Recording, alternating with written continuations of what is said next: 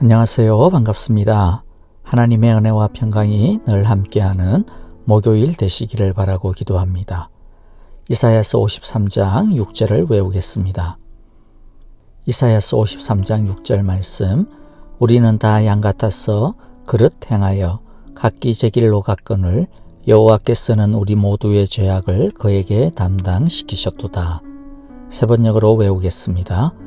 이사야서 53장 6절 말씀, 우리는 모두 양처럼 길을 잃고 각기 제 갈 길로 흩어졌으나 주님께서 우리 모두의 죄악을 그에게 지우셨다. 아멘. 우리 함께 찬양을 드리겠는데요. 어제 함께 드렸던 찬송, 모든 민족이 구원을 얻기까지 쉬지 않으시는 하나님, 그 하나님의 귀하신 은혜와 사랑을 같이 찬송 드리겠습니다.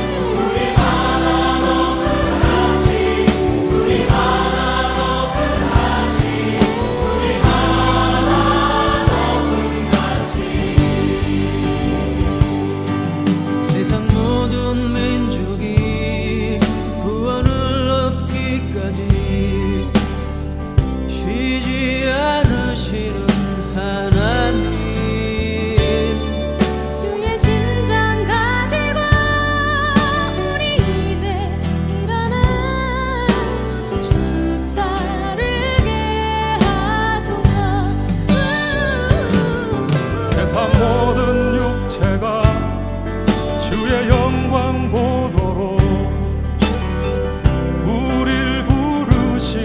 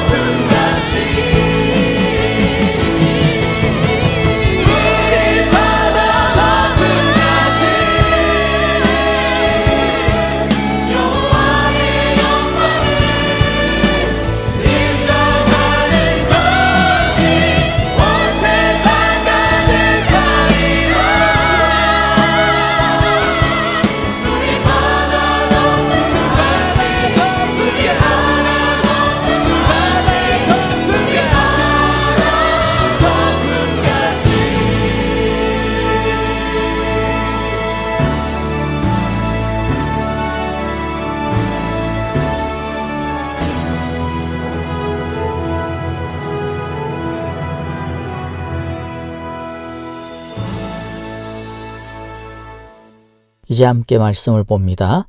오늘은 예레미야 36장 1절부터 19절입니다. 1절 제가 먼저 읽습니다.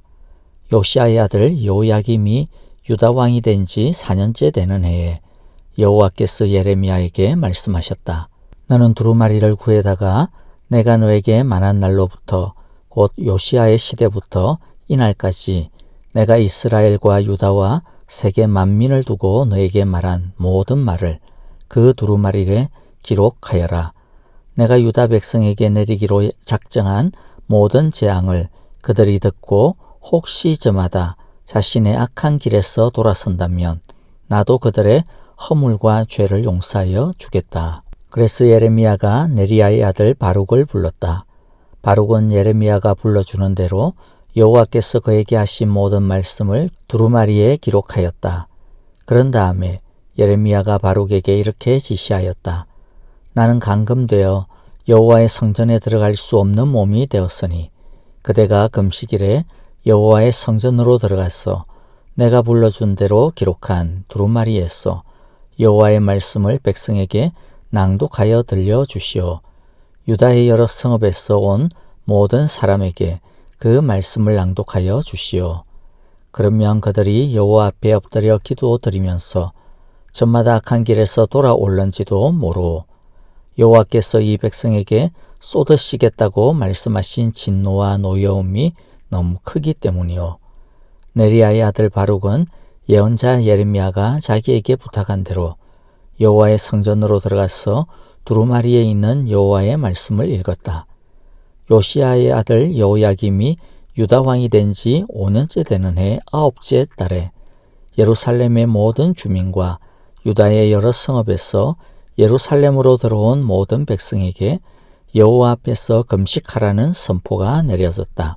바룩은 여호와의 성전으로 들어가서 모든 백성에게 예레미야가 한 여호와의 말씀을 기록한 두루마리를 낭독하였다. 그가 낭독한 곳은 서기관 사반의 아들 그마랴의 방이었고 그 방은 여호와의 성전 새 대문 어귀의 윗뜰에 있었다. 그때에 사반의 손자요 그마랴의 아들인 마가야가 두루마리에 있는 하나님의 말씀을 다 듣고 왕궁에 있는 서기관의 방으로 들어갔다. 마침 그곳에는 모든 고관이 모여 있었다.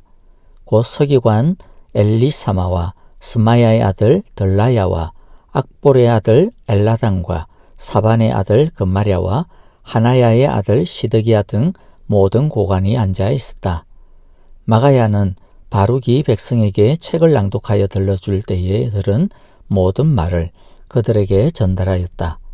모든 고관은 구시의 정손이요 셀렘야의 손자요 너다냐의 아들인 여후디를 바룩에게 보내어 바룩이 백성에게 낭독하여 들려준 그 두루마리를 가지고 오게 하였다.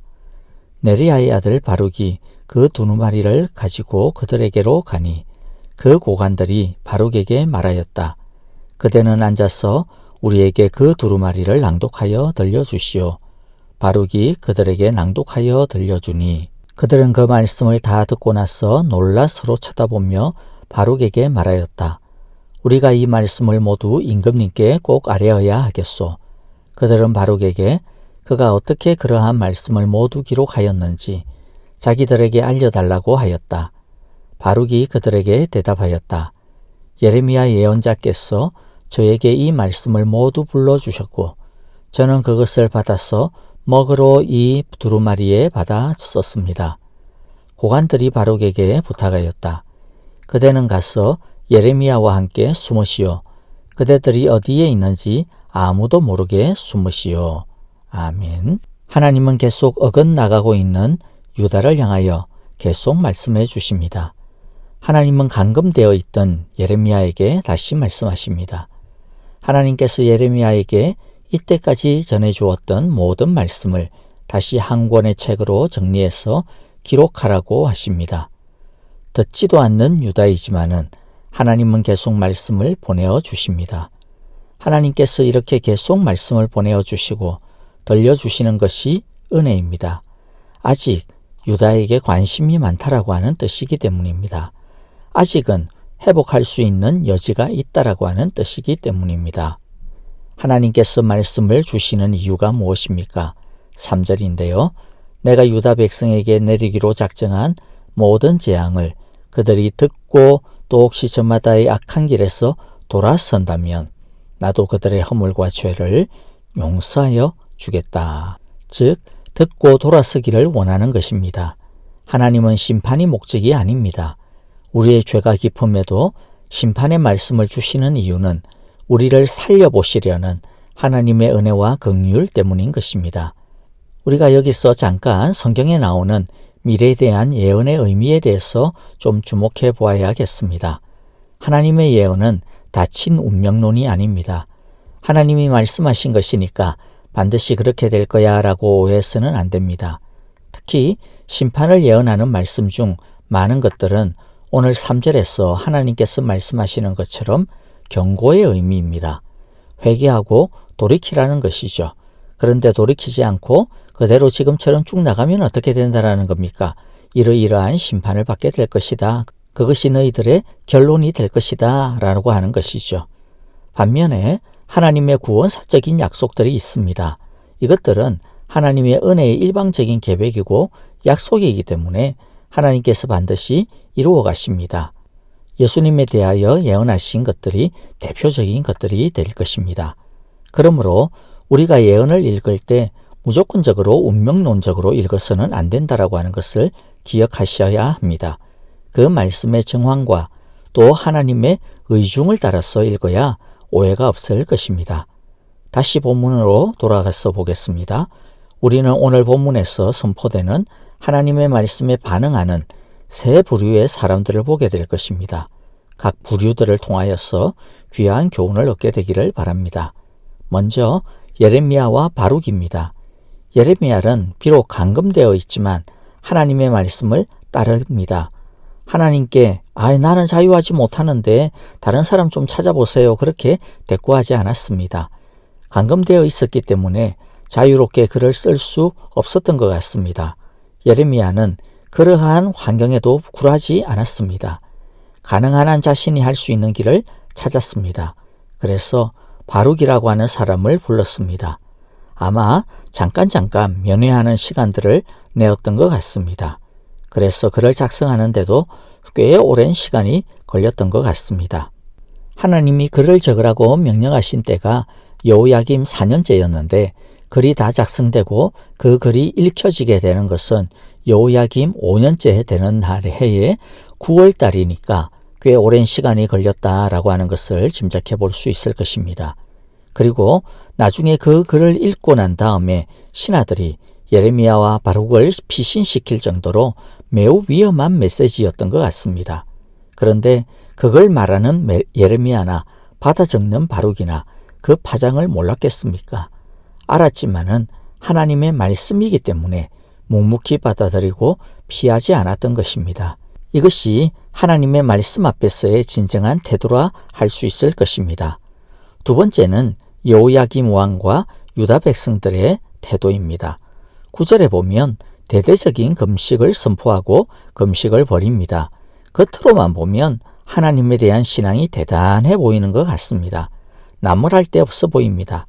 그런데 여러분, 금식이란 무엇입니까? 하나님 앞에서 항복하는 것입니다. 죽음을 각오하고 자신을 하나님께 맡기고 드리는 것, 자신은 죽이고 하나님만 사는 것이 진짜 금식입니다. 그런데 여호야김과 유다의 금식은 어떤 금식입니까? 당면한 어려움을 도와달라고 하나님께 떼쓰는 금식입니다. 내가 이렇게 금식까지 하니까 하나님이 나의 정성을 봐서라도 도와주시겠지라고 하는 마음입니다. 마치 어린아이들이 엄마 아빠한테 자기가 바라는 것을 얻으려고 이거 안 사주면 밥 안 먹을 거야 하고 방문 걸어 잠그고 시위하는 것과 같은 모양새인 것입니다. 여러분, 어떤 사람들은 하나님께 이렇게 죽기 살기로 기도해야 한다고 하는데 네, 맞습니다. 우리는 죽기 살기로 기도해야 됩니다. 그런데 어떻게 죽기 살기로 기도하느냐, 무엇을 위하여, 이것이 중요합니다. 죽기 살기로 때를 쓰는 것은 기도가 아닙니다. 죽기 살기로 하나님께 협박 비스무리하게 하는 것은 기도가 아닙니다. 우리는 죽기 살기로 하나님의 뜻을 따르기로 기도하는 것입니다. 원하는 것을 얻어내기 위해 죽기 살기로 기도하는 것이 아니라는 것입니다. 지금 유다의 진짜 금식은 어떤 것이겠습니까? 예레미야의 글을 통하여 선포되어지는 하나님의 말씀에 가슴을 찢고 옷을 찢고 회개하고 돌이키는 것이 진짜 금식입니다. 그런데 하나님의 말씀을 들은 백성들의 반응은 무엇입니까? 사실 아무 기록이 없습니다. 그것은 아무 반응이 없었다라고 하는 뜻입니다. 씨부리거나 말거나 여러분들 개가 짖어도 뭔가 반응이 있는데 이 유다 백성들은 하나님의 말씀에 아무 반응이 없었던 것입니다. 여러분, 진짜 금식을 합시다. 진짜 금식은 하나님의 말씀을 듣는 금식입니다. 진짜 금식은 내 뜻을 하나님께 강요하는 것이 아니라 하나님의 뜻을 떠받들어 따르는 것이 진짜 금식입니다. 그리고 그게 진짜 축복의 길입니다. 왜입니까? 생각해 보십시오. 우리의 계획이 더 낫겠습니까? 하나님의 뜻이 더 낫겠습니까? 하나님은 우리보다도 우리를 더 잘 아시고 또 더 많이 사랑하십니다. 하나님의 뜻은 언제나 선하고 온전하며 그 뜻을 따라가노라면 기쁨이 넘치는 것이 하나님의 뜻입니다. 세 번째 사람들이 나오는데요. 다행히 바룩의 선포를 귀담아 듣는 한 사람이 있었습니다. 11절에 보면 마가야라고 하는 인물입니다. 그가 이 말씀을 듣고 다른 고관들에게도 전합니다. 그리고 다른 고관들도 바룩을 초청하여 하나님의 말씀을 듣습니다. 그들은 그 말씀에 반응을 합니다. 그리고 그 글을 왕에게 들려주어야겠다라고 합니다. 그러면서 혹시라도 모르니까 예레미야와 바룩을 안전한 곳으로 피하게 합니다. 이때만 해도 예레미야의 선포에 반응하는 신하들이 제법 되었던 것 같습니다. 하지만 이들마저도 곧 있을 2차 포로 때 다 바빌론으로 끌려감으로써 유다에는 깨어있는 의식을 가진 사람들이 남아있지 않게 되어버리고 맙니다. 하나님의 말씀 앞에서 양심이 살아난 마가야와 고관들처럼 우리도 하나님의 말씀을 들을 때에 심령의 변화와 인격의 변화, 삶의 변화가 일어날 수 있기를 우리 함께 기도해야겠습니다. 주님의 기도를 드리겠습니다. 하늘에 계신 우리 아버지, 아버지의 이름을 거룩하게 하시며 아버지의 나라가 오게 하시며 아버지의 뜻이 하늘에서와 같이 땅에서도 이루어지게 하소서. 오늘 우리에게 일용할 양식을 주시고 우리가 우리에게 잘못한 사람을 용서하여 준 것 같이 우리 죄를 용서하여 주시고 우리를 시험에 빠지지 않게 하시고 악에서 구하소서. 나라와 권능과 영광이 영원히 아버지의 것입니다. 아멘. 찬양과 더불어 기도하겠습니다. 선교사님들을 위하여 기도합니다. 특별히 기찬종 선교사님과 피로 선교사님을 위해 기도해 주십시오. 아프신 성도님들과 또 우리 중보의 기도들이 필요한 특별히 목장 식구들을 위하여 기도해 주시고요. 또 우리 박윤경 전도사님, 한국에서 치료 중에 있는 김윤호 아기를 위하여서 또 우리 수술 받으시고 회복 중에 있는 진봉자 집사님을 위하여서 기도해 주시기를 바랍니다. 하나님의 말씀을 주의 깊게 듣고 또 순종하여 하늘복 누리는 목요일 되시기를 원하고 기도합니다. 감사합니다. 안녕히 계십시오. 밝고 묘한 그 말씀, 생명의 말씀은 귀한 그 말씀 진실로 생명의 말씀이 나의 길과 믿음 밝히 보여주니 아름답고 귀한 말씀 생명샘이로다. 아름답고 귀한 말씀 생명샘이로다. 귀한 주님의 말씀은 내 노래 되도다. 모든 사람을 살리는 생명의 말씀은 값도 없이 받아 생명길을 가니 아름답고 귀한 말씀 생명샘이로다. 아름답고 귀한 말씀 생명샘이로다.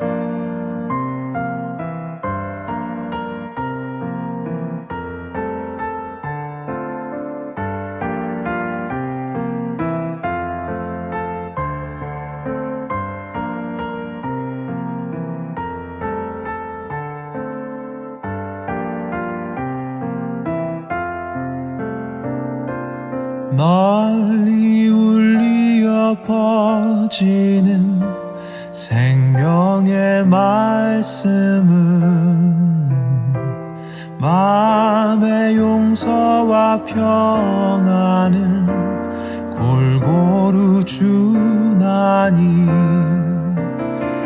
다만 예수 말씀 듣고 복을 받네. 아름답고 귀한 말씀 생명샘이로다. 아름답고 귀한 말씀 생명샘이로다. 아름답고 귀한 말씀 생명샘이로다. 아름답고 귀한 말씀 생명샘이로다.